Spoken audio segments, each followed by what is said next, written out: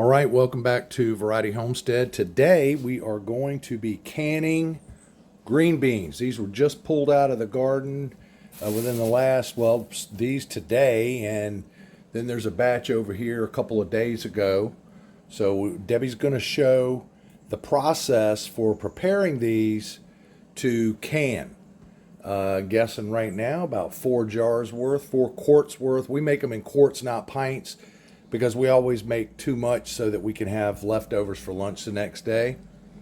What do you got in the pot on the stove? Okay, the ingredients are boiling water, salt, and green beans. Boiling water, salt, and green beans. Yes. So that's where we're at. So what she's going to demonstrate first is prepping of the green beans for putting into the jars. Okay, with these green beans, I pulled out some to show you the difference. Like this is a good green bean right here. This one you don't want to put in your canner, on your cans. So when you're going through here, you want to weed out these icky ones. Sometimes I just don't pick them, but sometimes I accidentally pick them. So we're not going to use that one. But what you want to do is you want to snap the ends off. And you see that little string there? You want to try to get as much of that string off as you can. Let me see. And this one's getting close to being not so great because when it gets real thick like that, the green bean's tougher. You want like the tender ones. There you go. There's a perfect example of the string. You want to pull that off because you're not going to get all of it, but it's not the most pleasant experience eating the string part. And you just want to keep doing this. And you hear that snapping sound. That's why back in the day, people used to call them snap beans. And with canning anything, the canning part is not that hard. It's the preparation for canning. And so you just keep doing that. You just keep snapping the ends off. And making sure you look, if you know what, there's a string again. So this is what takes the longest, in my opinion, for canning green beans. And then once you get them all snapped and the strings pulled out, you want to wash them real good. And then and since these I did yesterday, and I washed them real good, left them in the fridge overnight, and these are the ones that are going to go into the jars. Are you going to put these other ones in the jars too? Not today, I'm not. Okay. So we're going to be back shortly, and we're going to get that process started. Okay. We're now Debbie's going to explain the whole canner thing. This is an electric pressure canner. We actually have 3 not electric pressure canners. We have one electric pressure canner, another pressure canner that goes either on the stove or on the fire if you're using a burner or the fireplace or whatever your method is. And then the third is just basically a pot with a lid that you use for water bath canning. So we can literally can 3 different ways under about any circumstances. But the pressure canner by far saves time. Okay, this is a 12-quart electric pressure canner. It's made by Presto, and it's less intimidating to use than a regular pressure canner. But I have to add that it does take longer than a regular pressure canner that you would put like on your stovetop or out on a burner. It takes the same amount of time to can. It just takes a lot longer for the pressure to drop and for it to cool down so that you have a complete product. But I like it because it's a one and done. Once you get everything in there and the process starts, it's done. You just have to listen for the beeps and that tells you it's done, and then you just take it out. So you can be canning while you're cleaning your house or making dinner, whatever you're doing. You can do other things.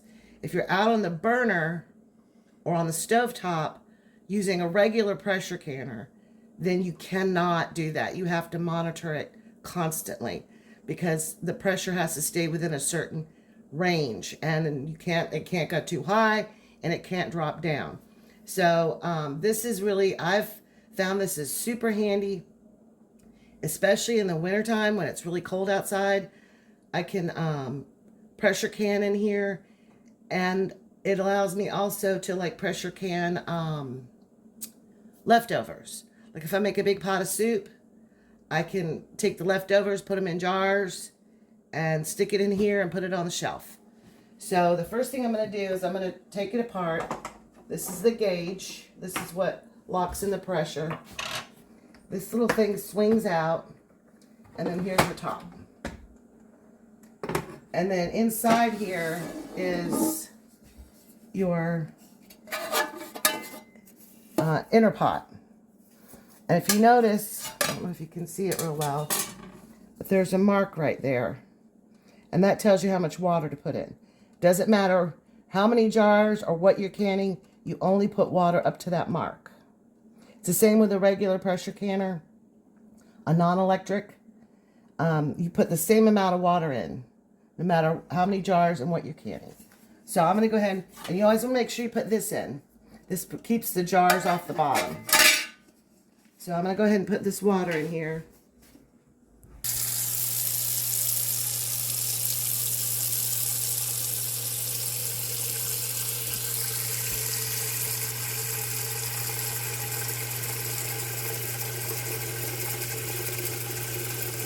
And you can see the mark. The water's filling up to the mark.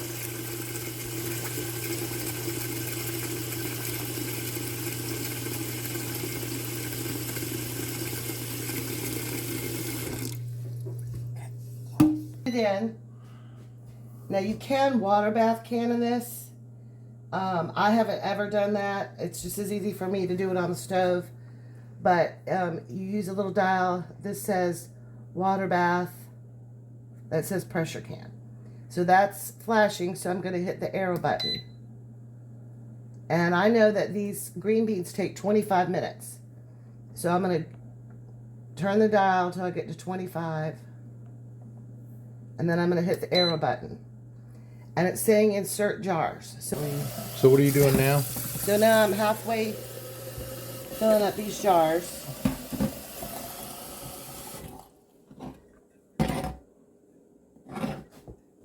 And you start with clean jars. Make sure they're very clean. I clean all of my equipment before I can it every time. You want to try to keep as many germs out as you possibly can. Insert these into the canner with the lid off, and you hit the arrow button again. And then it says it's warming. Then when it's done, it gets to the right temperature, you're going to remove the jars and dump the liquid out.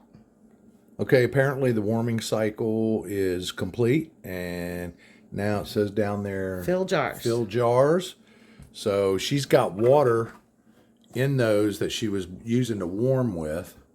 So she's going to be dumping all of those out just to empty the jars. So just a little side note there, when you're taking those jars out of that pot to dump the water, you need to have something like this. So this is a gripper that allows you to not have to figure out how the heck are you going to get those hot jars with that hot water in it out of that canner. Okay, we're moving on to the canning process itself. All right, I'm going to cut this water off. It's boiling. And that was just plain water? Yep, just plain water. And I have clean hands, so I'm going to just dump these in the jar.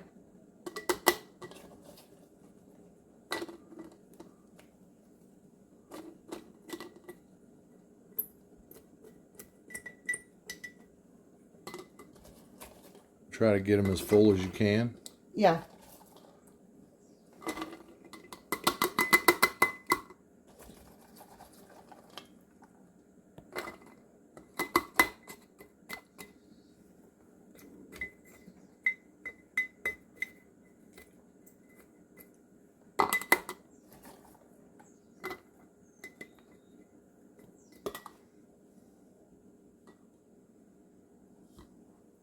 Looks like I'm only gonna have 3.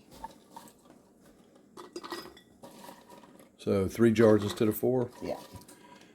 Yeah, it's always a good idea to actually put more out there than you think you need at the time, because you can always wash a jar again. But if you run up short, then you got to go through the whole process of cleaning everything and doing all that for 1 or 2 more jars. So you should probably try to overshoot than to be exact.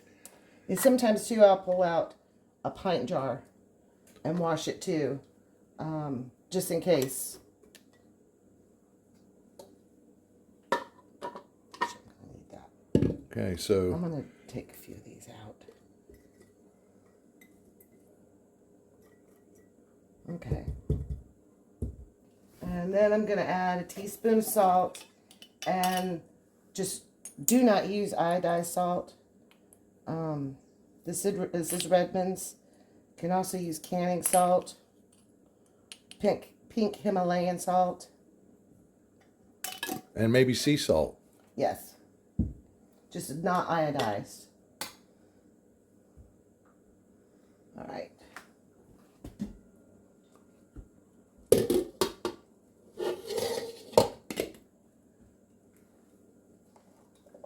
And I'm gonna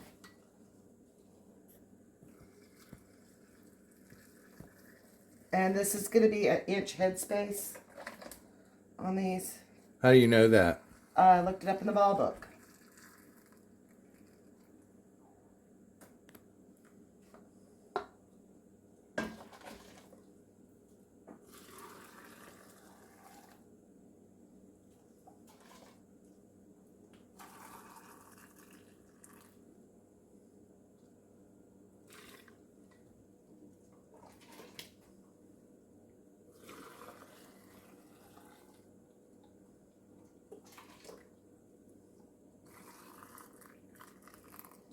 Okay, then I'm gonna debubble them. You don't want any air pockets in there.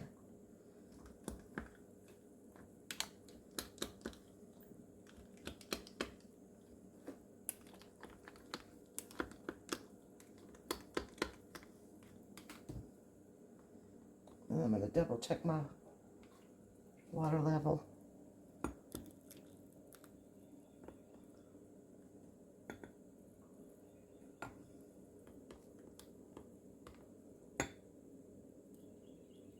Okay.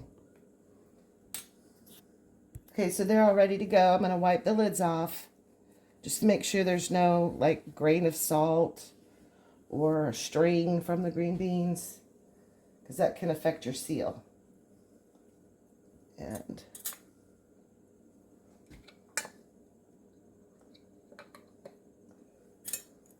you're going to hand tighten these down. Be careful, these jars are hot.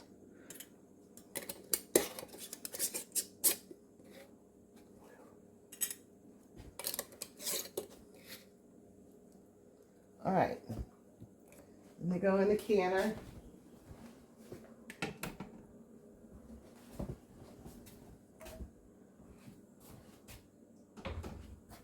And you can get 5 quarts in here and 6 pints.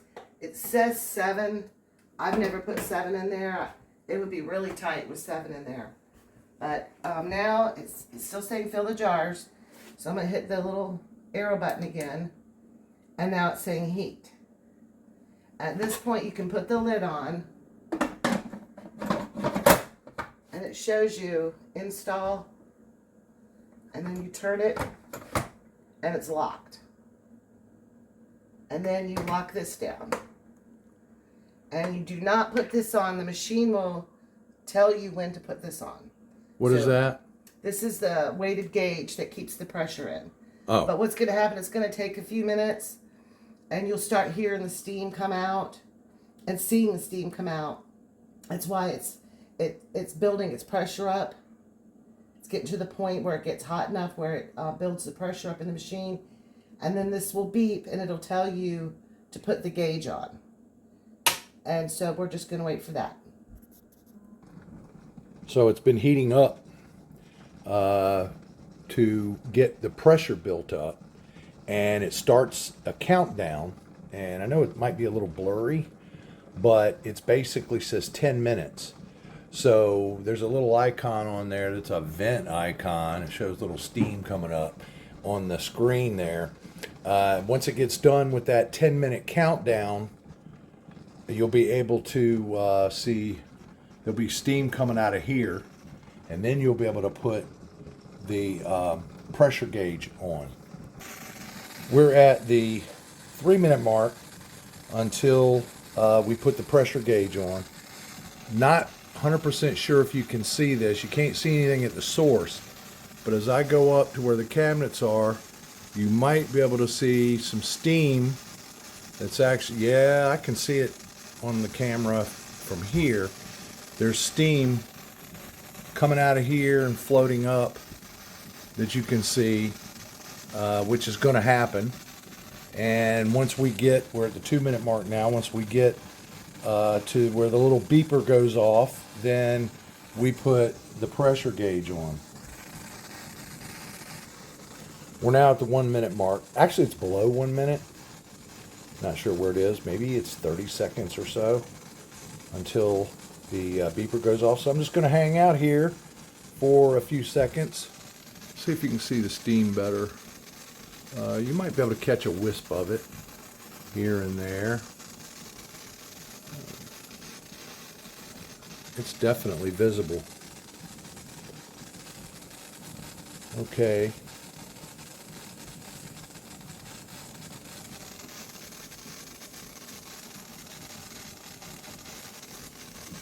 Maybe you can't see it that well. I can actually see it. Okay. It says put regulator on. And I found you want to use a towel or a, because that is hot coming out of there.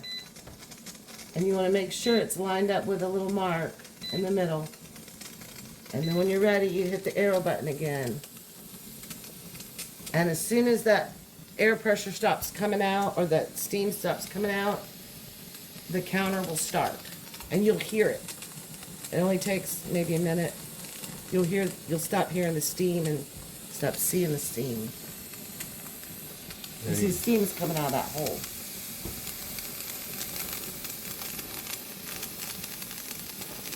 Might be able to catch it there. I can see it. So when it gets to that point, what is that, 25 minutes? Yes. As soon as it stops releasing air, the counter will begin. And there's your locked lever there, and the remove, and that's after the whole process is done. And it's really important, do not open that canner until it's completely done. There you go. Oh. See the little thing popped up? Sure enough. And it's quiet. And it'll go for 25 minutes. And then when it's done, when the timer's done, it's still not finished. You have to wait until the pressure completely comes out of the machine. And it will come up and it'll give you a little circle with a check mark that says done on it. So don't try to open the lid, or don't remove the regulator. Don't do anything with it till it's completely finished. We're down to less than a minute from the canning part itself being done. So what happens when that's done? Okay, it's told you the 25 minutes are up, the actual canning process, but it says cool, and the little lights are still going, so you do not do anything with it until it says done. And that takes about 45 minutes to about an hour for the pressure to come down naturally in the machine. And then this little bar here will drop down too. You see, I think it's hot. That will drop down too. And it'll come up, and I'll have a little icon, and it'll say done with a check mark on it. So we just have to wait till it finishes its process. All right, the whole process is done. Let me zoom in here so you can see the little icon there that says done. And now everything's cooled off. And so now it's time to bring everything out and put it on a towel. And that's what we're going to do now, right? Yeah, and you notice this little bar came down, it was up. And this thing is still going to be hot, so watch your toes. I wouldn't can barefoot for sure. And one.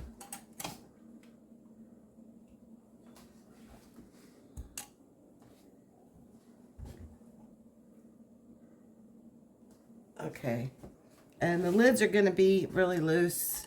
That happens during the processing. I could have put more beans in these jars. Obviously, you can tell it's a lot of liquid, but that's okay. Looks like this one has not popped yet. Yep. And they pop over a period of about 24 hours, right? Right. Yeah, you want to leave them sit here and cool because they're hot. You can still see them bubbling. And they are cooked now. Have these two popped? It looks like it. Yeah, it looks like those two Yeah. have popped. Meaning that they've sealed. Yeah. And if for some reason they don't seal, like you come back, like tomorrow morning, even though it wouldn't be 24 hours, tomorrow morning I could come put these away. And when you take you want to leave your bands on for the 15, 24 hour period. And then when you come back, you'll be able to get the feel of it, that they have popped. And the little dimple will be down. There's a dimple right there, if you can see Yeah, it. and if you pull on it, it should not come off easily. If it does, you can stick it in the fridge. You just have to eat it sooner than later. So you're not wasting it. And then you want to store them with the rings off because the rings can get rusty and create a false seal on your jars. And that's it. Oh, and don't forget, date it right on there what they are and date it. So that's it for this round.